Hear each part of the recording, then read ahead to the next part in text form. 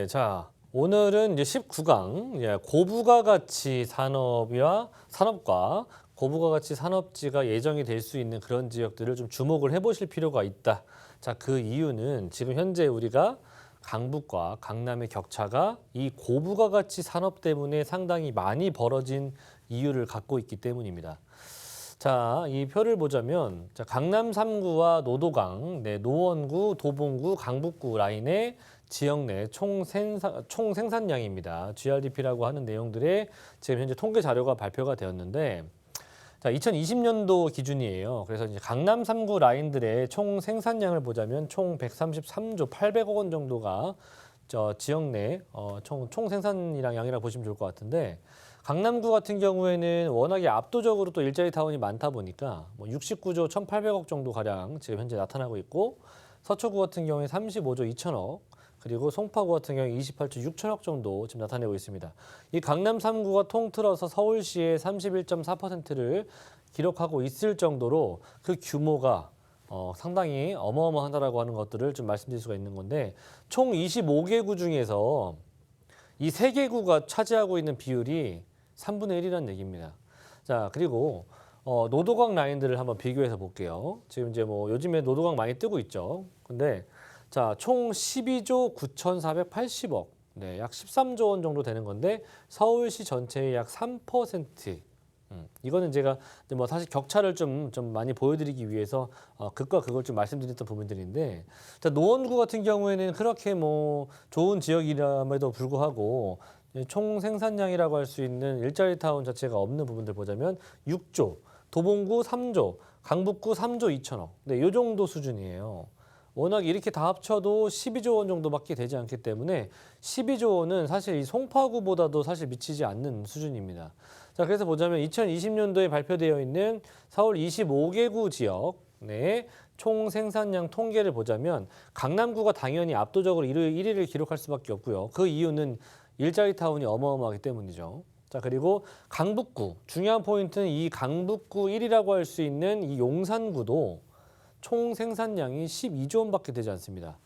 강남의 6분의 1 수준밖에 되지 않기 때문에 이렇기 때문에 강남이 특히나 강남 3구의 부동산 가격이라든지 상업시설, 그 외적인 부동산 시설이라고 할 수 있는 부분들이 전체적으로 강북과의 격차가 벌어질 수밖에 없는 내용들이에요. 이렇게 많은 유동자산이라든지 자금 자체가 이런 강남 3구 쪽으로 많이 몰려들 수밖에 없는 내용인 거고 그만큼 고부가 가치 산업들이 존재한다는 얘기는 그만큼 양질의 직장인 군들이 상당히 많이 포진되어 있다는 것과 같이 맞물릴 수 있는 내용이기 때문에 그만큼 여유로운 지갑 상태가 여유로운 사람들이 또 많이 쓰기도 하겠죠. 그렇기 때문에 사람들과 연관되어 있는 사람이 씀씀이와 연관되어 있는 그런 곳들이 대부분 다 강남 쪽 많은 유동인구와 많은 자산이 몰려있는 쪽으로 집중적으로 들어갈 수밖에 없다. 그렇기 때문에 아무래도 배드타운과 일자리타운 특히나 이런 고부가 가치 산업들이 존재하고 있는 지역들의 격차는 점점 더 벌어질 수밖에 없는 것입니다.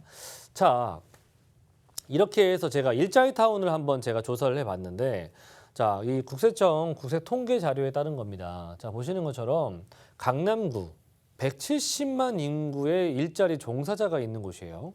자, 그리고 도심 서울 중구, 을지로 일대, 광화문 일대를 다 포함해서 134만 정도의 일자리 타운이 존재하고 있고요. 상암 공덕 24만, 여의도 53만, 마곡 19만, 가산 쪽 라인들 39만. 네. 정말 강남이 어느 정도 수준으로 높은지 아시겠죠? 네, 사실 도심 지역과 여의도 지역을 거의 합해야만 가능한 그 정도 수준으로 강남 일대가 일자리 타운이 상당히 많이 존재하고 있다는 얘기입니다.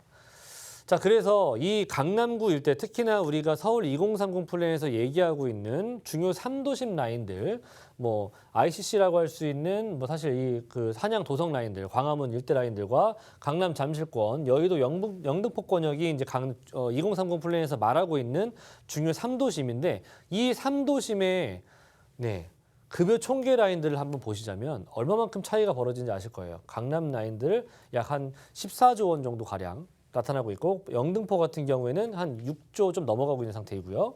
도심 라인들 같은 경우에는 의외로 영등포하고 IFC 금융이라고 할 수 있는 여의도 라인들보다도 도심권 라인들이 일자리 종사자는 많은데 양은 많은데 일자리 총계, 급여 총계 부분에서 상당히 많이 떨어지는 부분들이 중요한 포인트가 될 수 있을 것 같아요. 네, 그래서 도심 쪽 라인들은 134만 인구를 가지고 있음에도 불구하고 급여 총계량 자체가 4조 원, 약 5조 원 정도에 미치는 정도 수준밖에 되지 않는다. 네, 그 부분이 좀 포인트가 될 수 있는 부분인 거고요. 자, 그래서 결론적으로 말씀드리자면 자, 강북의 도심 내에 산업 기반이 부재한다는 부분들, 특히나 고부가가치 산업을 발생시킬 수 있는 그런 산업 기반들이 상당히 부재한 부분들 때문에 강남 같은 경우에는 고부가가치 산업들이 계속해서 늘어나고 있거든요.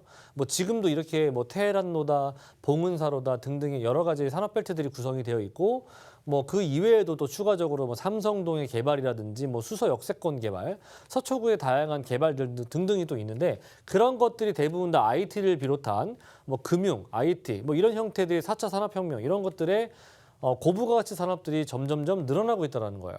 그렇기 때문에 강남과 강북의 격차가 점점 더 벌어질 수밖에 없다.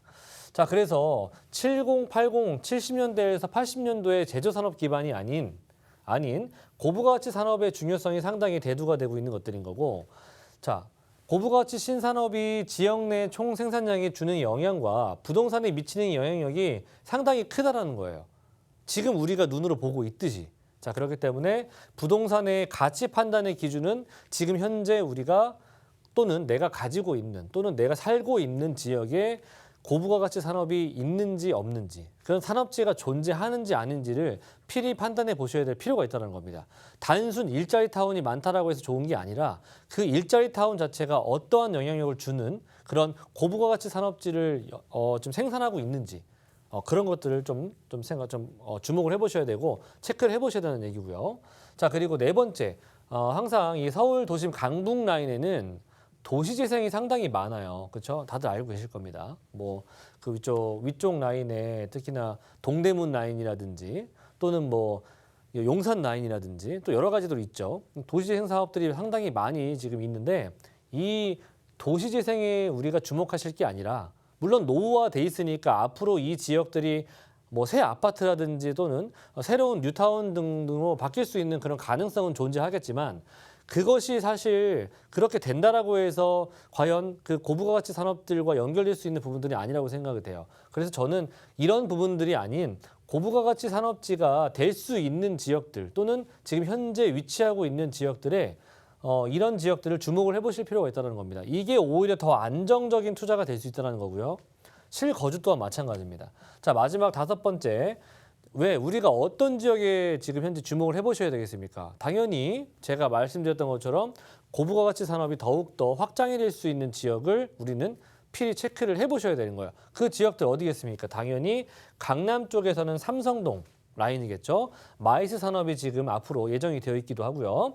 그리고 범강남권이라고 할 수 있는 이제 판교 라인들을 말씀드릴 수가 있을 것 같아요.